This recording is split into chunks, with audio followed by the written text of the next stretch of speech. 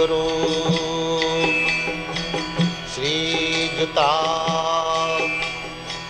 Padakamalang. Hare Krishna. Welcome to our channel, Bhagavad-gita. Here it is. We have it, Bhagavad-gita as it is, translation and commentary by His Divine Grace A.C. Bhaktivedanta Swami Prabhupada. My name is Labangalatika. So we're in the 9th chapter, the most confidential knowledge. Krishna has been describing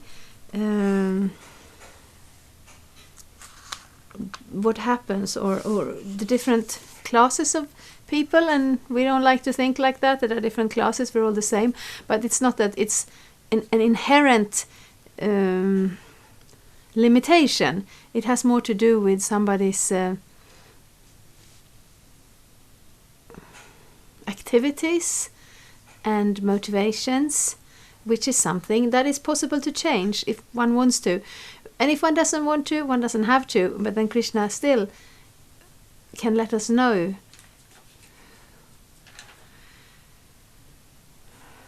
what is reality, where we're going, and where we're coming from. And now he's speaking from the universal sense about himself. Because first we spoke of the Mahatmas, those who simply turn to Krishna, those who are not deluded, those who have the protection of the divine nature and are fully engaged in devotional service because they know Krishna, the Supreme Personality of Godhead, original and inexhaustible. So here he speaks again, text 18. Gatir bharta prabhu shakshi nivasa sharanang surit prabhava pralayasthanang nidhanang vidyam avyayam. I am the goal, the sustainer, the master, the witness, the abode, the refuge, and the most dear friend. I am the creation and the annihilation, the basis of everything, the resting place and the eternal seed. Purport. Gati means the destination, where we want to go. But the ultimate goal is Krishna, although people do not know it. One who does not know Krishna is misled, and his so-called progressive march is either partial or hallucinatory. I don't know how to pronounce that, but I think we can understand it. There are many who make as their destination different demigods, and by rigid performance of strict respective methods, they reach different planets, known as Chandraloka, Suryaloka, Indraloka, Maharloka, etc. But all such lokas or planets, being creations of Krishna, are simultaneously Krishna and not Krishna. Yeah, that's philosophy for you. This is Lord Chaitanya, who Krishna came down to this earth 500 years ago in the form of Lord Chaitanya, who didn't manifest exactly as God. He more showed an example what it's like to be a devotee of God. But occasionally to his closest associate, he would also show some more miraculous or more revealing pastimes of who he really was.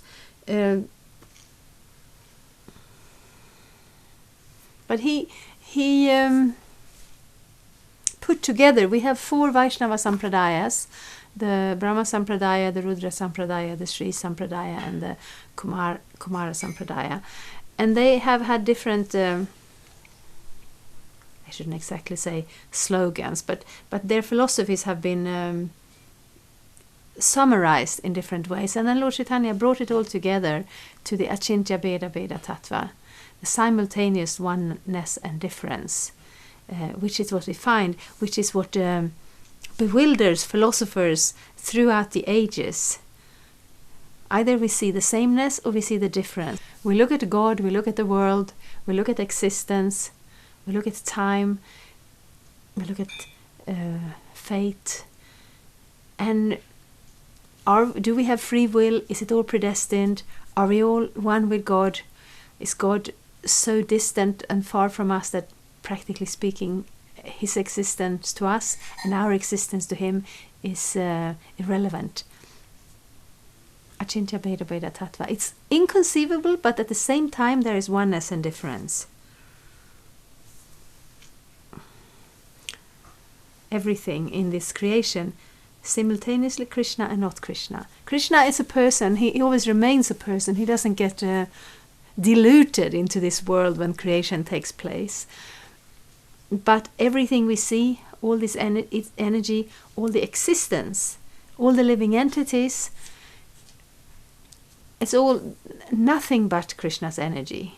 So there's nothing outside of Krishna, but at the same time Krishna is separate from it. And it's a difficult concept to wrap your mind around, but at the same time there's no other concept that is really satisfying, both from the philosophical point of view, from a devotional point of view, and from a simple common sense point of view. Because sometimes we have philosophies and they are so beautiful and they are so absolute, but reality, as we know, it doesn't fit in. So we just have to,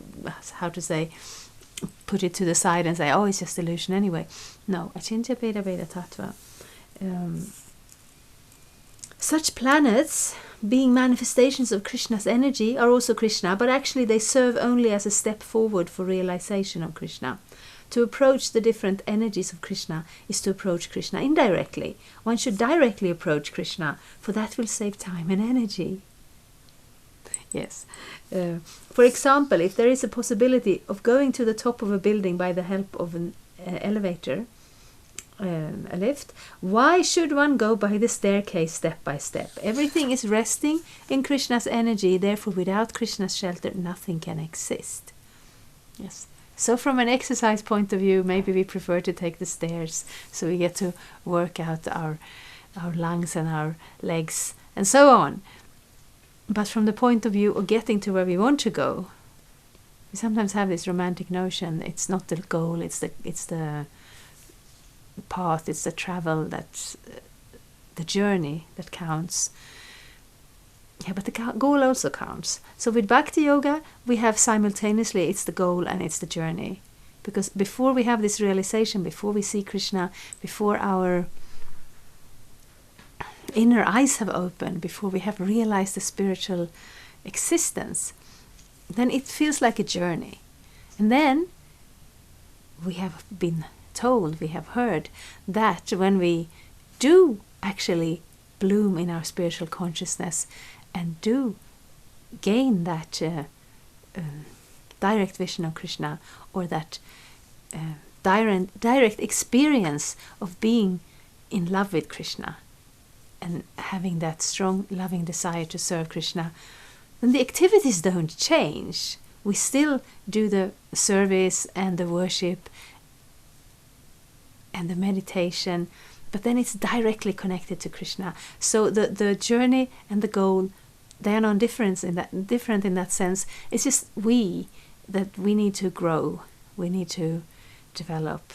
That's why it looks like a journey. Krishna is the supreme ruler because everything belongs to him and everything exists on his energy. Krishna, being situated in everyone's heart, is a supreme witness. The residences, countries or planets on which we live are also Krishna. Krishna is the ultimate goal of shelter, and therefore one should take shelter of Krishna either for protection or for annihilation of his distress. So we're situated in different our view of existence is different, our experience of existence is different. So some are looking to get rid of once and for all the suffering in the material world. Others are looking for a shelter, not to get away from this place, but to get to a certain place. Either way, what we're looking for is Krishna.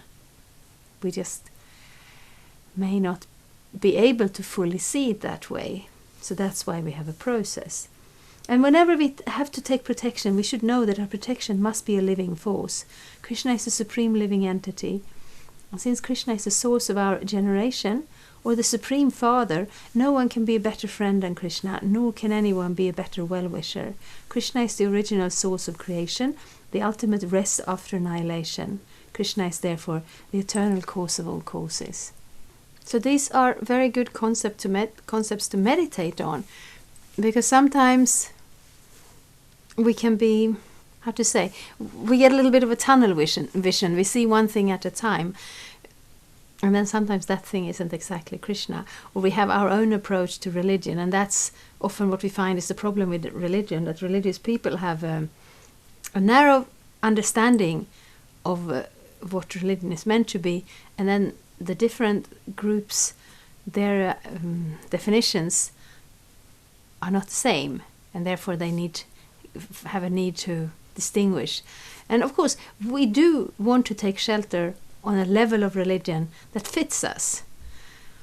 But we also want to get a little broader vision. We get to understand, and here it doesn't get broader than this. Everything in this world is Krishna, directly or indirectly. All the religions and all the yogas are given to us by Krishna for us to be able to start the process or continue the process from where we are and not start where someone else started.